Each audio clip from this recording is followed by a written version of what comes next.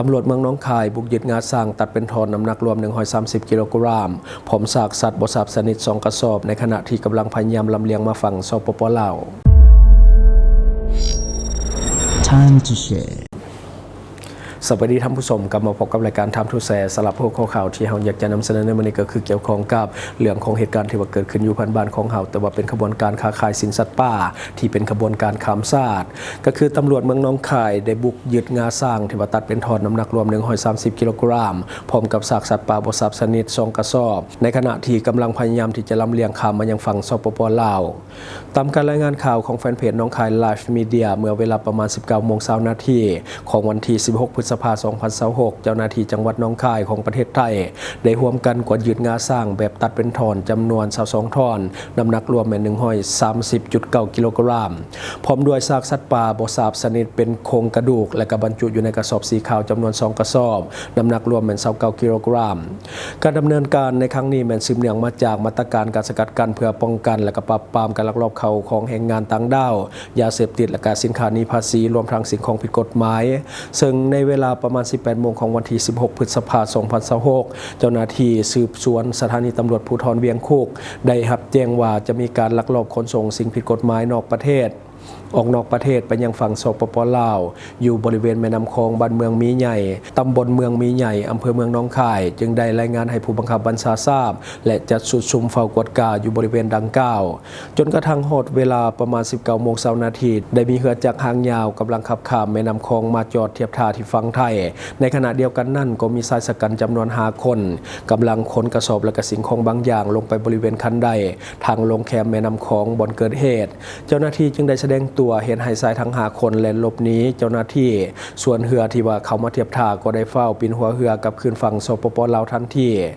เมื่อกดสอบภายในกระสอบพบงาสร้างตัดเป็นทอนและก็ซากสัตว์ป่าตามจำนวนดังกล่าวคาดว่าของกลางที่ว่ายึดได้นี่จะถูกนำไปประเทศเพื่อนบ้านก็คือสปป.ลาวเพื่อลักลอบนำไปจำหน่ายให้กับบุคคลที่ว่ามีการชื่นชอบเรื่องของการสะสมงาสร้างหรือว่าอาจจะมีการนำไปแปรรูปเป็นวัตถุหรือว่าสิ่งของประดับอื่นๆจึงได้กดยึดมาไว้ที่สถานีตำรวจภูธรเวียงคุกเพื่อดำเนินการตามกฎหมายต่อไป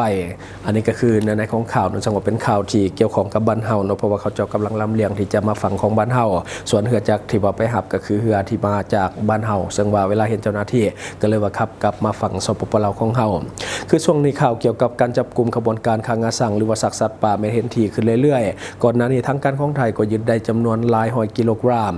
การค้างาสั่งหรือว่าสินส่วนสัตว์ป่าแม่นเฮ็ดเป็นขบวนการใหญ่และก็เป็นขบวนการข้ามชาติส่วนใหญ่ต้นกำเนิดของสินส่วนสัตว์ป่าเหล่านี้มาจากแถบแอฟริกาสัดส่วนใหญ่เนื่องจากว่าเป็นเขตที่มีสัตว์ป่าอุดมสมบูรณ์และการบังคับใช้กฎหมายคุ้มครองสัตว์ป่ายังบ่เข้มงวดและก็บ่รัดกุมเท่าที่ควรบวกกับคนในพื้นที่หรือว่าเจ้าหน้าที่ของรัฐบางส่วนได้ให้การร่วมมือกับขบวนการค้าสินส่วนสัตว์ป่าด้วยนี่จึงเป็นเหตุผลของการลดน้อยถอยลงของจำนวนสัตว์ป่าที่เป็นสัตว์หายากและก็ใกล้สูญพันธุ์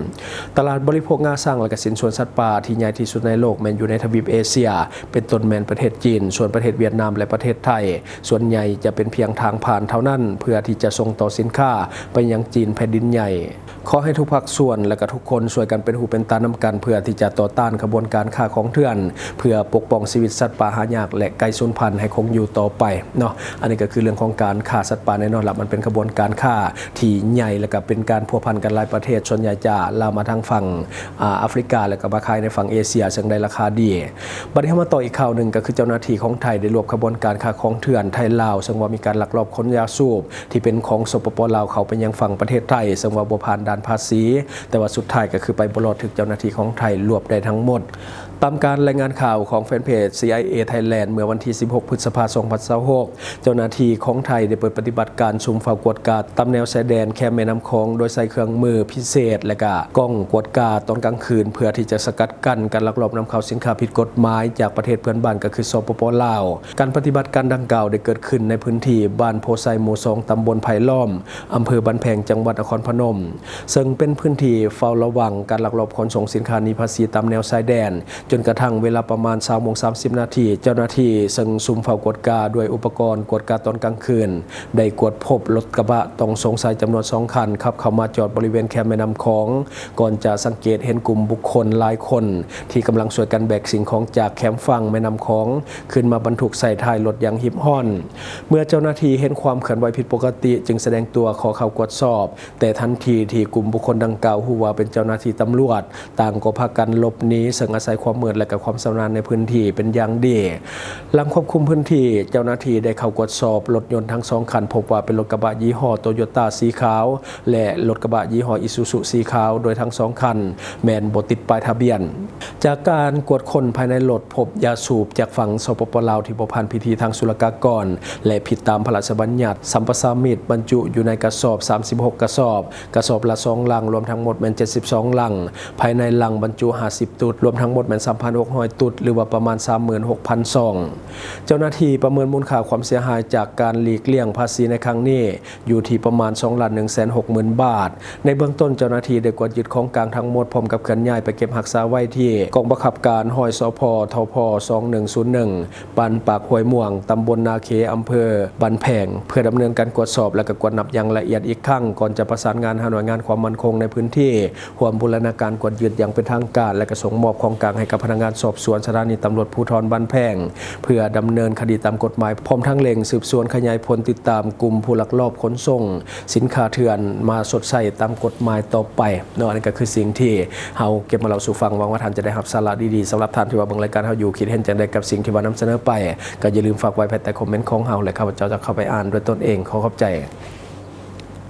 ช่องทางที่คุณสามารถรับชมข่าวสารจาก Time to Share Studio Fanpage Time to Share Laos YouTube Time to Share TikTok Time to Share Laos Facebook สิงห์ดาราสายลินสนใจโฆษณาประชาสัมพันธ์ธุรกิจและผลิตภัณฑ์ของท่านผ่านรายการของเฮาสนใจติดต่อตามข้อมูลที่ขึ้นหน้าจอในปัจจุบันได้เลย